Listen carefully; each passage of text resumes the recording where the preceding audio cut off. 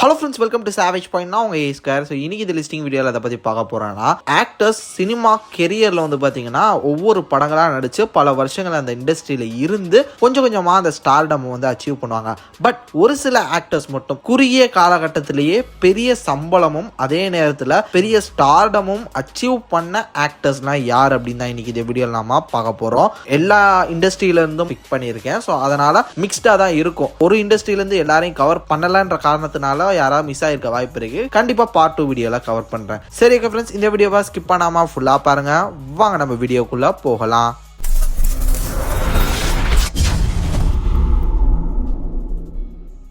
லிஸ்ட்ல 7ஆவதா இருக்கிறது தளபதி Vijay sir. Vijay sir எதுக்காக லாஸ்ட் பொசிஷன்ல வச்சிருக்கோம்னா, கெரியர்ல பெரிய ஸ்டார்டம் ரீச் பண்றதுக்கும் அதே நேரத்தில் பெரிய சேலரி அவர் ரிசீவ் பண்றதுக்கும் ரொம்ப காலகட்டங்கள் எடுத்திருந்தது. பல வருஷங்கள் எடுத்துக்கிட்டாரு. பல வருஷம் போராட்டங்கள் இருந்தது. என்னதான் இனிஷியலி அவரோட ஃபாதரோட பேக்கப் இருந்தாலுமே ஃபர்ஸ்ட் ஃபிலிம்க்கு அவரோட சேலரி என்னன்னு கேட்டீங்கன்னா சேலரியே கிடையாது. ஏன்னா அவங்க அப்பா தான் ப்ரொடியூசர். அவங்க அப்பா தான் படத்தை காசு போட்டு எடுக்கிறாரு, அதே நேரத்தில் அதை ரிலீஸும் பண்றாரு. அப்படிதான் பாத்தீங்கன்னா ஃபர்ஸ்ட் 2-3 படங்கள் இருந்தது. அதுக்கப்புறம் தான் வெளி ப்ரொடியூசர்லாம் பாத்தீங்கன்னா இவரை வச்சு எடுக்க ஸ்டார்ட் பண்றாங்க.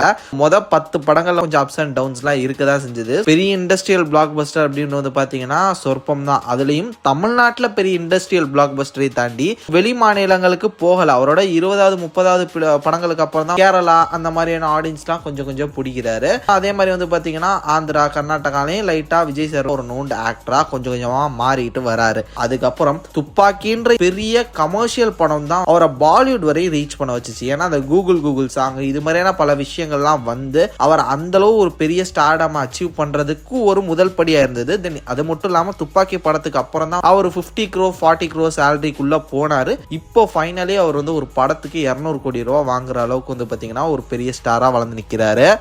லிஸ்ட்ல 6ஆவதா இருக்கிறது ஷாருக் கான். ஷாருக் கான் அவருமே இண்டஸ்ட்ரிக்குள்ள உடனேலாம் பாத்தீங்கன்னா அந்த பெரிய உச்சத்தை தொடல. நிறைய அப்ஸ் அண்ட் டவுன்ஸ் அவருக்குமே இருந்தது. அவரோட ஃபர்ஸ்ட் ஃபிலிம் சேலரி என்னன்னு பாத்தீங்கன்னா சைனிங் டைம்ல அவர் வாங்கினது வெறும் 11,000 தான். ஸோ 11,000 அந்த டைம்ல பெரிய அமௌண்ட் 1990s. தென் அதுக்கப்புறம் ஆஃப்டர் ரிலீஸ்க்கு அப்புறம் பாத்தீங்கன்னா 100 நாளுக்கு மேல சக்சஸா ஓடி இருக்கு. அப்போ ப்ரொடியூசர் பாத்தீங்கன்னா ஒரு போனஸ் அமௌண்ட்ன்ற மாதிரி ஒரு 50,000 அதுக்கப்புறம் 60,000 கொடுத்ததா பாத்தீங்கன்னா சொல்றாங்க. அப்படி இப்படி பார்த்தா கூட கிட்டத்தட்ட ஒரு 80,000 to 90,000 வாங்கியிருக்காரு ஃபர்ஸ்ட் ஃபிலிமுக்கு சேலரி அப்படின்னு வச்சுக்கோங்க. அப்படியெல்லாம் கொஞ்சம் கொஞ்சமா வராரு. அவருக்கு பெரிய ஒரு பிரேக் த்ரூ எங்க கிடைக்குதுன்னா தில்வாலே துல்ஹனியா லே ஜாயேங்கே. ஓவரால் இந்தியாவில் பாத்தீங்கன்னா ஷாருக் கான் ஒருத்தர் இருக்காரு, இவர் இந்த மாதிரி ஆக்டர் அப்படின்னு சொல்லிட்டு பாத்தீங்கன்னா பலருக்கும் தெரியப்படுற ஒரு ஆக்டரா மாறுறாரு. தமிழ்நாட்டிலாம் பாத்தீங்கன்னா ஒரு சில தியேட்டர்ஸ்ல ரேரா ஓடி இருக்கு. அந்த டைம்ல அவ்வளவு கூட்டங்கள்லாம் போய் பார்த்ததா நான் கேள்விப்பட்டிருக்கேன். எங்க அப்பா எல்லாம் சொல்லி நான் கேட்டிருக்கேன். ஸோ இப்போ இருக்கிற மாதிரி எல்லா இடமும் அந்த டைம்ல மல்டிபிளெக்ஸ் தியேட்டர்லாம் கிடையாது. எங்கேயாவது ஒரு தியேட்டர்ல ஏதாவது ஒரு ஷோ ஓடும். அப்போ இந்த இந்தி படம் ஓடுது அப்படின்னு சொல்லிட்டு கும்பலா போய் பார்ப்பாங்க அப்படின்னு சொல்லி நான் கேள்விப்பட்டிருக்கேன். அந்த மாதிரி அவர் அப்படியே கொஞ்சம் கொஞ்சமா வளர்ந்து இப்போ ரெட் சில்லிஸ்னு ஒரு கம்பெனி துபாயில பாத்தீங்கன்னா ஒரு ரியல் எஸ்டேட் கம்பெனி அதுன்னு சொல்லிட்டு பிசினஸ் ஜாம்போனா வாழ்ந்துட்டு இருக்காரு. ரெட் சில்லிஸ்ல VFX கம்பெனி, ஒரு ஆக்டரா இருக்காரு, ப்ரொடியூசரா இருக்காரு. இப்படி பல பரிமாணங்கள்ல இப்போ அவர் பாத்தீங்கன்னா பூந்து விளையாண்டுட்டு இருக்காரு. பெர் பிலிம் கண்டிப்பா 200 இருந்து 250 கோடி ரூபா வாங்குவாரு அப்படின்ற மாதிரி சொல்றாங்க. ஏன்னா ப்ரொடியூசரே அவர் தான். ஸோ அதனால கிடைக்கக்கூடிய லாபம்லாம் அவருக்கு தான். அதெல்லாம் ஒரு பார்ட் ஆஃப் கட் அப்படின்னு எடுத்துக்கிட்டீங்கன்னா கிட்டத்தட்ட 180 to 200 crores அவருமே பாத்தீங்கன்னா இப்போ கரண்டா சம்பாதிக்கிறாரு. லிஸ்ட்ல 5ஆவதா இருக்கிறது அல்லு அர்ஜுன் சார். ஸோ அல்லு அர்ஜுன் சார் இண்டஸ்ட்ரியில அப்படியே கொஞ்சம் கொஞ்சமா நடிச்சு வந்துகிட்டு இருக்காரு. அவருக்கும் பெரிய பிக் பிளாக் பஸ்டர் உடனே எல்லாம் கிடைக்கல. அவருமே இண்டஸ்ட்ரியில பல வருஷங்கள் இருக்காரு. எல்லாருக்குமே ஆல் ஓவர் இந்தியால தெரியக்கூடிய ஒரு நோன் ஆக்டரா எப்ப மாறுறாருன்னா அல வைகுந்தபுரம் அந்த ஒரு படத்துல இருந்தா ஆல் ஓவர் இண்டஸ்ட்ரிக்கு தெரிய ஆரம்பிக்கிறாரு. அதுக்கப்புறம் அந்த படம் தான் புஷ்பா 2 சொல்லவே வேணாம். எப்பேற்பட்ட ஒரு ஸ்டாரா மாறிட்டார் நம்ம எல்லாருக்குமே தெரியும். இதுக்கு முன்னாடியான படங்கள்லாம் ஹிட் ஆயிருக்கு. அதெல்லாம் அந்த தெலுங்கு சைட்ல பாத்தீங்கன்னா ஒரு நோன்ட் ஆக்டரா அவர் இருந்தாரே தவிர்த்து ஓவராலா நமக்கெல்லாம் தெரியக்கூடிய ஆக்டரா புஷ்பா 1 புஷ்பா 2 அல வைகுந்தபுரம் இதுல இருந்து தான் மாற ஆரம்பிச்சாரு. இனிஷியலி பாத்தீங்கன்னா அவரோட சேலரிஸ் எவ்வளவுன்னு சொல்லிட்டு மென்ஷன் செய்யப்படல ப்ராப்பரா. பட் கரண்டா புஷ்பா 2க்கு அவர் வாங்கின சேலரி பாத்தீங்கன்னா 300 crores கிட்ட அப்படின்னு சொல்றாங்க. சன் பிக்சர்ஸ் படமும் பாத்தீங்கன்னா கிட்டத்தட்ட 250 to 300 crores சேலரி வாங்கியிருக்காரு அப்படின்ற மாதிரி சொல்றாங்க. அந்த அளவு ஒரு பெரிய ஸ்டாரா இப்போ ரீசெண்ட் டைம்ஸ்ல அவர் மாறி இருக்காரு. நம்ம லிஸ்ட்ல 4ஆவதா இருக்கிறது ராக்கிங் ஸ்டார் யாஷ் இருக்கக்கூடிய இண்டஸ்ட்ரியே ரொம்ப குறுகிய இண்டஸ்ட்ரி. அந்த டைம்ல வந்து பாத்தீங்கன்னா சாண்டல்வுட் ஒரு பெரிய மார்க்கெட் இருக்கக்கூடிய ஒரு இண்டஸ்ட்ரியே கிடையாது மற்ற இண்டஸ்ட்ரீஸை கம்பேர் பண்ணும்போது. அப்படி இருக்கும்போது அவரோட சேலரி கம்மி, இண்டஸ்ட்ரியோட பட்ஜெட் கம்மி. இப்படி இருக்கும்போது ரொம்ப கஷ்டப்பட்டு ஒரு சில படங்கள்லாம் வந்து பாத்தீங்கன்னா அந்த சைட் ஆஃப் செக்டார்ல அவர் ஹிட் கொடுத்திருக்காரு. கண்டிப்பா நம்ம எல்லாருக்குமே தெரியும், யாஷை நம்ம யாருக்குமே தெரிஞ்சிருக்காது. கேஜிஎஃப்னு ஒரு படம் தான் வந்து பாத்தீங்கன்னா யாஷுக்கு வந்து லைஃப் சேஞ்சிங் ஒரு ஃபிலிமாவே மாறுது. அதுக்கப்புறம் தான் எல்லா இண்டஸ்ட்ரியிலுமே அவருக்கு தெரிய வருது, ஒரு ஃபேன் ஃபாலோவிங்ஸ் வந்து வருது. கேஜிஎஃப் 1க்கு வந்து பாத்தீங்கன்னா கிட்டத்தட்ட 18 கோடியிலிருந்து 20 கோடி ரூபாய் சம்பளம் வாங்கியிருக்காரு அப்படின்ற மாதிரி சொல்றாங்க. After success, before signing 2 to 3 crores தான் வந்து பாத்தீங்கன்னா அவர் கொடுக்கப்பட்டிருக்கு. சக்சஸ்க்கு அப்புறம் தான் வந்து பாத்தீங்கன்னா அவர் அந்த சேலரி வந்து ப்ரொடக்ஷன் ஹவுஸ் அவர் கொடுத்ததா சொல்றாங்க. தென் கேஜிஎஃப் சாப்டர் 2க்கு வந்து பாத்தீங்கன்னா கிட்டத்தட்ட 100 கோடி ரூபாய் சம்பளம் வாங்கியிருக்காரு. இப்போ அதே மாதிரி டாக்ஸிக் படக்கும் கிட்டத்தட்ட 100ல இருந்து 120 கோடி ரூபாய் சம்பளம் வாங்கியிருக்காரு அப்படின்னு சொல்றாங்க. கேஜிஎஃப் சாப்டர் 1 அண்ட் சாப்டர் 2 அவருக்கு வந்து 17, 16, 17 அந்த மாதிரியான ஒரு படம். 10 வருஷத்துக்கிட்ட அவருமே வந்து பாத்தீங்கன்னா கஷ்டப்பட்டு அவர் உழைச்சு ஃபைனலி இந்த ஒரு இடத்துக்கு வந்திருக்காரு.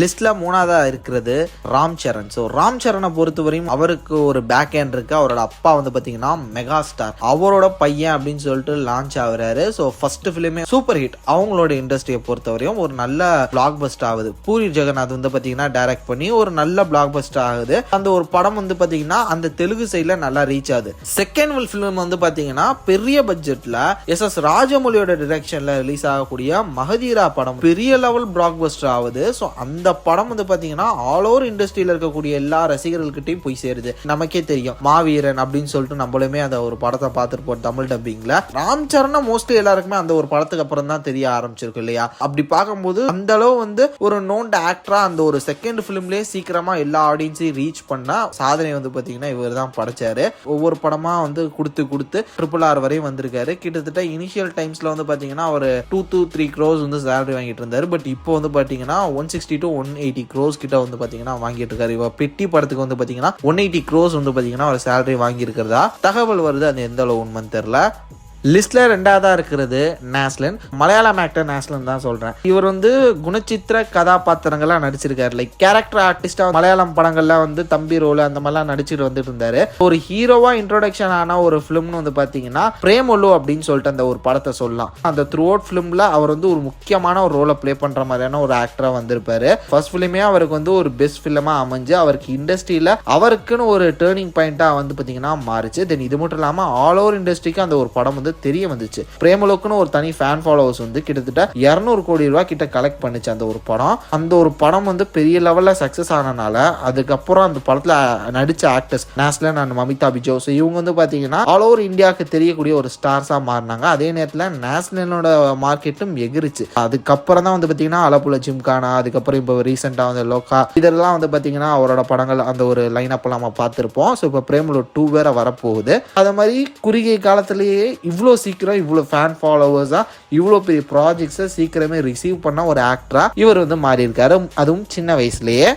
ஸோ ஃபைனலி நம்ம லிஸ்ட்டில் நம்பர் 1 பொசிஷனில் இருக்கிறது பிரதீப் ரங்கநாதன். ஸோ பிரதீப் ரங்கநாதனை பொறுத்தவரையும் இவருக்கு எந்த விதமான பேக் அண்ட் சப்போர்ட்டும் கிடையாது. இவரோட ஃபேமிலி மெம்பர்ஸ் யாருமே சினிமா இண்டஸ்ட்ரியிலாம் கிடையாது. இவர் கஷ்டப்பட்டு ஷார்ட் ஃபிலிம்ஸ்லாம் எடுத்து டேரக்டராக இன்ட்ரடியூஸ் ஆகுறாரு. டேரக்டராக இன்ட்ரடியூஸ் ஆகி 2-3 வருஷம் அந்த படத்தோட சக்ஸஸ்க்கு அப்புறம் இவர் ஹீரோவாக தான் நடிப்பேன்னு சொல்லிட்டு 2-3 வருஷம் ப்ரொடக்ஷன் ஹவுஸாக சுற்றி இருந்திருக்காரு. அவரோட ஃபர்ஸ்ட் ஃபிலிம் ரிலீஸ் ஆகி 2 வருஷம் கேப் விழுந்து அதுக்கப்புறம் ஹீரோவாக நடிச்சு ரிலீஸ் லவ் டுடே யாருமே எதிர்பார்க்காத அளவுக்கு ஒரு மிகப்பெரிய பிரம்மாண்ட பிளாக் பஸ்டரா மாறுது. Not only Tamil Nadu, Telugu, all over ஆடியன்ஸையும் வந்து பாத்தீங்கன்னா போய் சேர்றாரு. அந்த ஒரு படத்துக்கு ரீமேக் ரைட்ஸை வாங்குறதுக்கு எல்லா இண்டஸ்ட்ரியில இருந்தும் முட்டிக்கிட்டு நின்னாங்க.